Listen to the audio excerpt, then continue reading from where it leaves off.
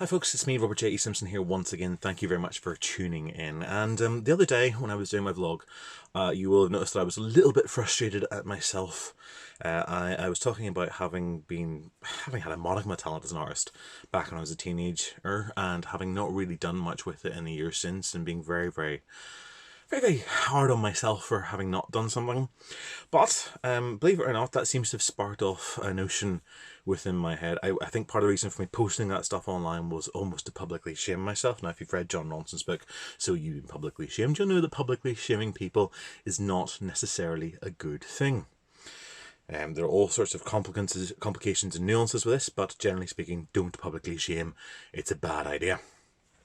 However, I do it to myself occasionally. Now, I suffer from massive guilt complexes, but every now and then I will post something up that sort of forces me to address it later on. It's a way of basically taking ownership and responsibility for what I've done.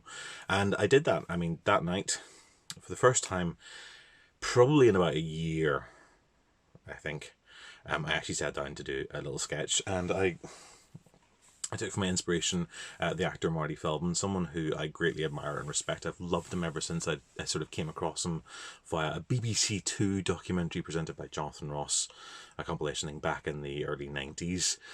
And then got into that, had a look at things like Young Frankenstein and Silent Movie, two of my favourite Mel Brooks films, which he's brilliant in, and then caught up with a lot of his other comedy as well, including his TV series, which I've managed to find bits and pieces of over the years online. I have a couple of records as well in my collection, which I spin every now and then, some sketches and some songs. But an actor who was very distinctive, had a thyroid condition that made his eyes sort of bulge slightly and look like they went in opposite directions. He was a great comedian. Unfortunately, he probably worked himself too much, really. He had his own mental health issues. It's something we've talked about in some of the shows that I've been doing recently. And ultimately, he took himself off to America to find a form of stardom. He wanted to follow in the footsteps of his hero, Buster Keaton. And in fact, is buried beside Buster Keaton in, I think it's Forest Lawn Cemetery in LA. I had planned on going to visit him this month and pay my own respects. I didn't get a chance because of the crisis scuppering my travel plans, but hopefully I'll get to do that when I eventually get out to LA again, maybe later on this year or early next. But so what I did was I did a very small, brief sketch, and I'm really interested in how people work stuff out, so I'm going to talk to you a little bit about that briefly as well. My friend Graham Humphreys, he's a fantastic, talented artist you may or may not know of. If you don't, you should. He's brilliant. But on his Facebook profile, he's been posting images showing him working through the processes of his own paintings, and I find it fascinating. I love seeing the different stages that an artist goes through and kind of working out that point at which something sort of comes together or doesn't. I kind of do the same thing myself now occasionally, because I'm still trying to understand where it is that I've made the decisions and where something has gone right or it's gone wrong. But I thought nothing much of it. I just wanted to start trying to do something. So I did a really small pencil sketch of Marty. And I based it on the cover photograph of this book here. It's a lovely biography of Marty Feldman by my friend Robert Ross. I love that image. It's very stark. Very simple.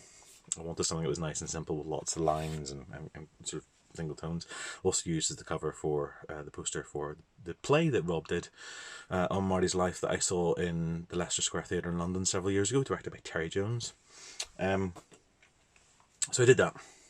And if you, on my Instagram, that's Robert J. E. Simpson on Instagram, you'll have seen it already, but I see it here.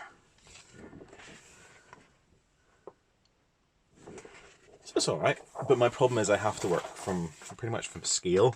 I've always found it difficult to sort of extrapolate stuff up, so what I tend to do is I get my reference images, either photographs I've taken or images that I'm borrowing from somebody else, and I'll blow them up to whatever size I want to do. I take my reference scales from those and all sort of facing points, and then I have to work it all from that. So I did that, felt vaguely confident, and then I went and did this piece here in chalk, which I did yesterday. It's chalk, a little bit of charcoal pastel.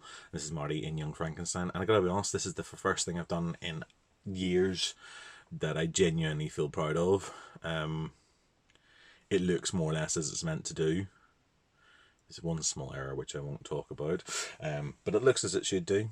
it's actually better than I thought it might turn out, and it's identifiable. In fact, I'm still looking for a validation from my parents for most things that I do in my life. I showed it to my father, and my father said to me, "Where did you get that?" So I'm taking it as a compliment, something he thinks it's something I bought rather than something that I did myself. So that's possibly a good thing. But yeah, this goes to show you a little bit of kind of thinking about things the right way, and you can actually create something. So this has started off a process for me. There are several other illustrations I think I'd like to do. Now I'm feeling inspired by this, and if the next one or two works, then I'll maybe talk about it, because I can see a whole series of images that I want to do. They're kind of based around a theme that I've been working with a lot, and I think it could be quite interesting. So yeah, so I basically just posted this. This is not partly to sort of say, yeah, look, I can do this. I do actually have the modicum of talent that I thought I did. Hurrah. But also just to encourage you to go out there and do things and to create yourselves. Don't let your talents go to waste. We've got a lot of us have a lot of time right now because of the COVID crisis. It's a good time to go and explore your hidden talents. I've went and ordered a pile more materials for myself now, so I can sit and do the pieces that I want to do over the next few weeks. Just need to go and buy myself a new printer as well, so I can do stuff bigger and to scale. But yeah, no, I'm pleased. I'm actually proud of myself for a change, and I'm very glad I posted that post the other day, because I now feel like I've had to address that issue in a very, very positive, productive manner. I mean, that's it.